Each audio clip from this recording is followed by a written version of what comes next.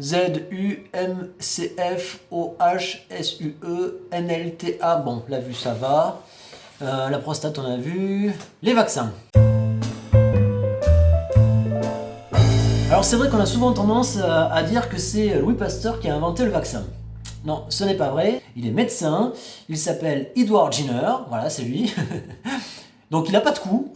Il n'a pas de cou là. C'est pas très grave, mais bon, il n'a pas de cou. Et donc Edward Jenner va faire la découverte du vaccin en 1796, et ce, grâce à des vaches.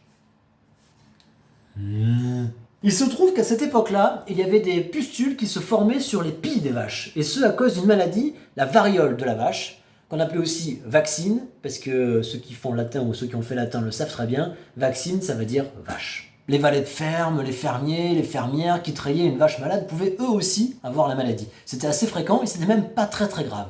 Mais le plus étonnant là-dedans, c'est qu'on s'est aperçu que ces personnes devenaient insensibles à une autre maladie, qui pour le coup était vachement plus grave puisque mortelle, la variole humaine. Du coup, la question qui se pose, c'est est-ce que la vaccine protège de la variole humaine ? Et c'est là que Monsieur Sancou intervient, tu vois. En 1796, Edward Jenner, il tente une expérience. Il prend un gamin de 8 ans, et il vient là, paf, il lui fout la vaccine. Donc du coup, le gamin, il repart avec la variole de la vache. Bon, 3 mois plus tard, il rappelle le gamin, il lui dit, bon, il revient là, paf, il lui fout cette fois-ci la variole humaine. Oh, mais pourquoi moi ? On fait des tests. Bon, pas nous. Il prend quand même un risque, le mec, parce que on sait jamais, quoi, si jamais ça...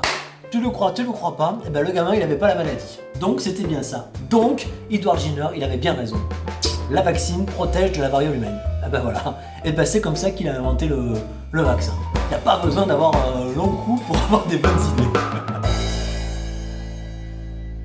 Bon, puisqu'on parlait de vache à l'instant, je suis obligé de vous montrer un métal en cachet. Est-ce que vous connaissez Mimi Brachetti ? C'est un mix entre Minimati, qui disparaît en claquant des doigts, et Arturo Brachetti, le mec qui se change très vite en quelques secondes. Et ben je suis Mimi Brachetti, ok ? Alors vous êtes prêts ?